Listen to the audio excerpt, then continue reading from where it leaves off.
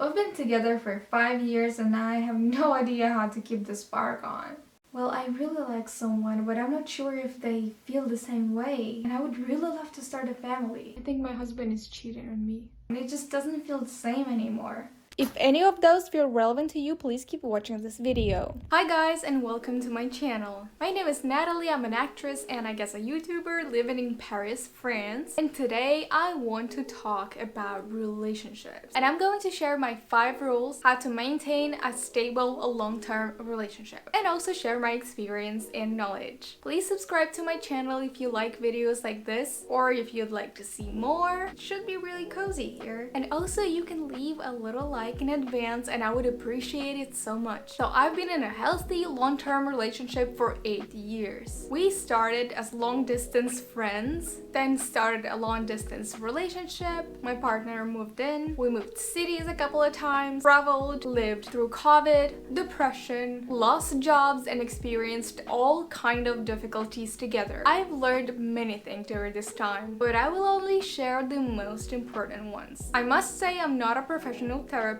but I think the advices that I'm about to give you cannot harm anyone in any occasion because they can be applied to any kind of relationship, friendship, or whatsoever. They're really general, but still, you know, be cautious. You can as well share your own story in the comments. I read all the comments and try to reply to all of them as well. So how do you keep a stable long-term relationship? Here are my 5 rules. The number 1 rule is simple. Talk and listen. The biggest communication problem is that we do not listen to understand. We listen to reply. Stephen R. Covey. In the beginning of relationships, we tend to romanticize everything and kind of close our eyes on a lot of things without even realizing it. But at some point, when all these vivid emotions and feelings start to calm down, we often start noticing the negative parts of our partner. Thinking like, oh, he forgot to do this again, he didn't clean this up again, oh, he didn't take out laundry again, he hasn't called me for a day. And my story was very typical. Whenever I'd get upset, I would try to keep it to myself, which often resulted in my very passive-aggressive behavior. Well, I probably had my own reasons why I wasn't comfortable sharing, and therapy helped me so much with this, but also just like reading and learning about healthy ways of communication really helped as well, because I personally had to learn how to express my feelings correctly. It is very important to spot what's bothering you and be able to explain this to your partner clearly. For example, instead of saying, oh, you didn't call me again, or just ignore the person and wait till they will understand what's going on, try saying something like, it hurt me when you didn't call. I love to hear your voice. It is important not to blame the person, but rather explain how you felt at a time and highlight the good points, and then explain what the person can do to make you feel better. And kindly ask if it's possible to do this next time. I know it sounds cliche, even me saying it sounds cliche, but I must say it is one of the most important things, and a lot of people don't know how to use it properly. Talking is the biggest issue for most couples. I've seen a lot of people struggling to tell how they feel. Just know that showing your vulnerability will probably make you and your partner feel even closer to each other and your relationship more intimate and honest, which is also one of the most important things when it comes to making love in the relationship, you know? It's true that sometimes you will still experience misunderstanding or somebody will not be sharing your feelings, but at the same time it will make your life so much easier. In some occasions, you will probably be able to see, for example, if the other person is actually emotionally available for you. I mean, let's be honest here, you don't want to spend your whole life sticking to a person who's closed off and cold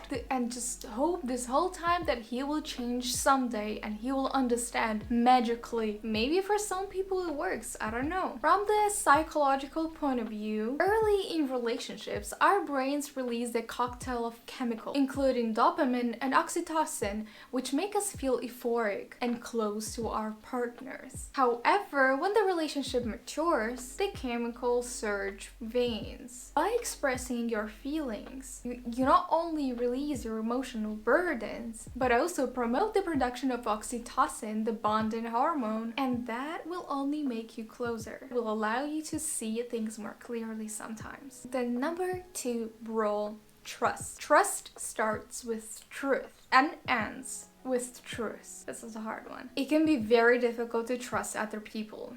We all have these fears, especially in the beginning. But in order to build a strong connection, you will have to trust the other person. I mean, in any kind of relationship, you do want to trust your friends. It's the same thing. And yes, it happened to me to go over somebody's phone, even if it was only because somebody did the same thing to me. I was jealous too, especially when I was struggling in my own life. I had a very difficult period of my life at the time and struggled with a lot of insecurities. So at the time, I would get so jealous when I'd see my boyfriend liking other girls on Instagram or like even talking to his female friends. I think in my particular case, I really didn't have any reason to be jealous. I just was feeling really insecure about myself, and I had a huge trust issue. When I was little, my mom would tell me you cannot trust anybody, trust no one. So learning how to trust other people and really take their words for the truth was very difficult, but yet crucial. In my case, all this jealousy kind of came from my own self-doubt,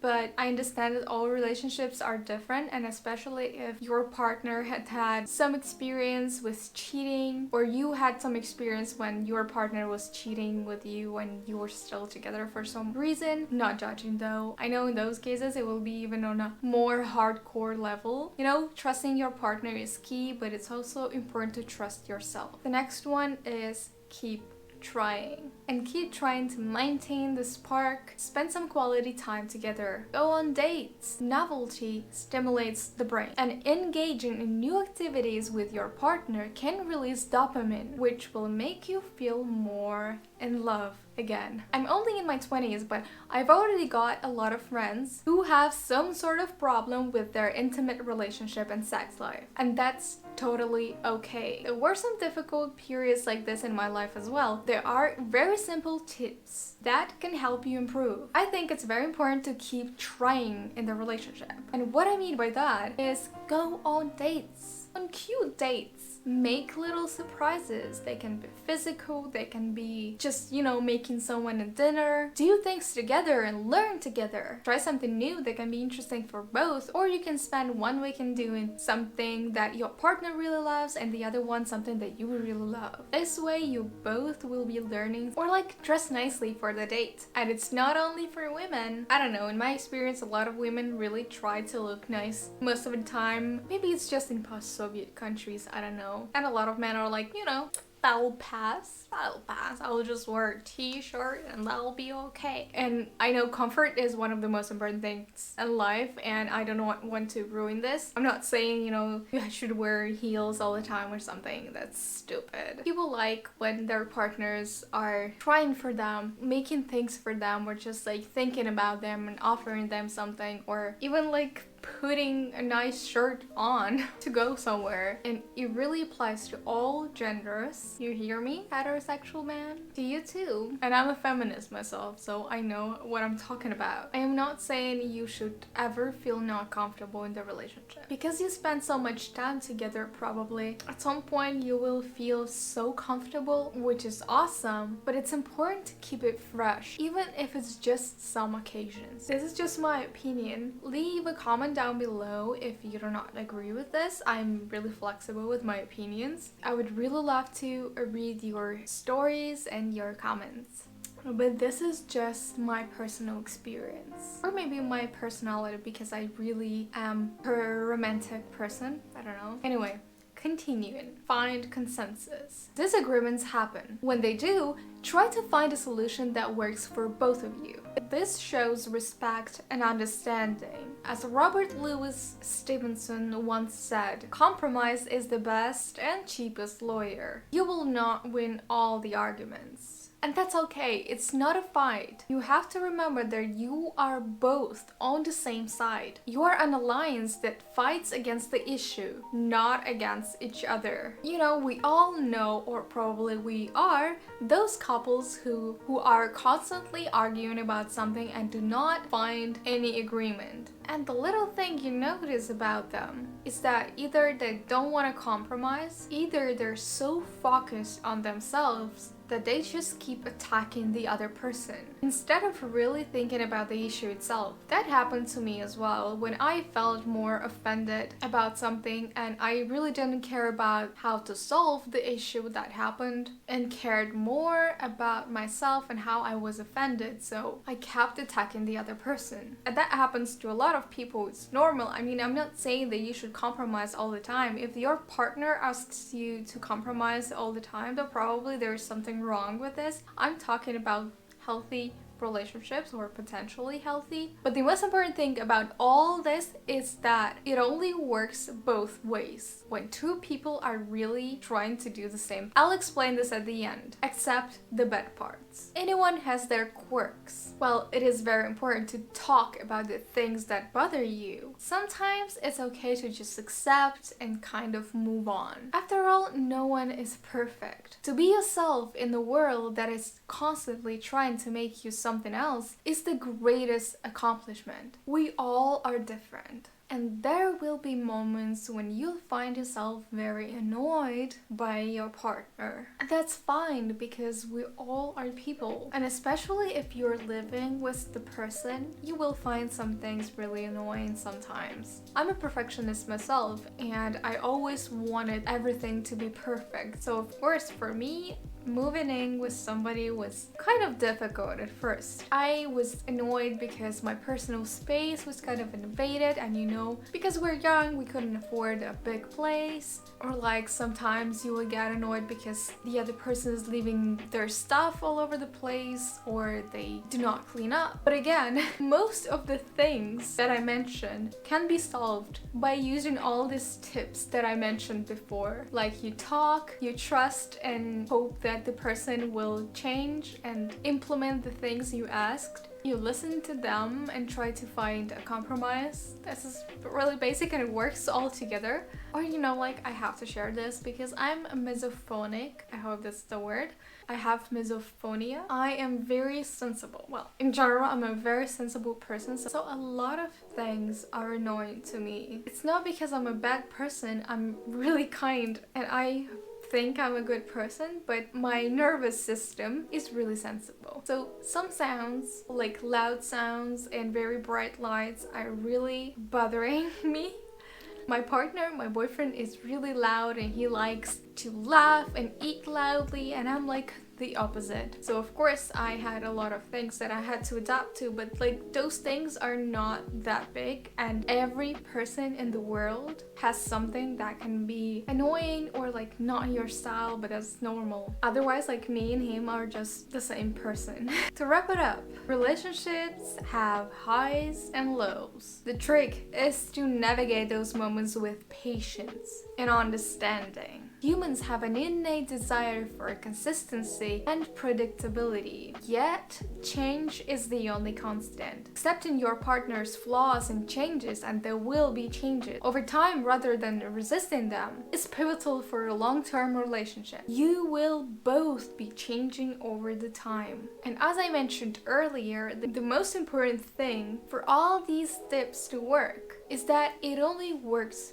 both ways. When two partners try and do their best, they talk, they listen, they trust each other, they try to find compromise, they support each other, they listen and they accept each other. That's the only way to build a healthy relationship. If you try to apply any of those basic roles to your relationship, then it's not going both ways. For example, you try to talk but the person is not willing to talk or share their feelings with you, or you trust them but they don't trust you.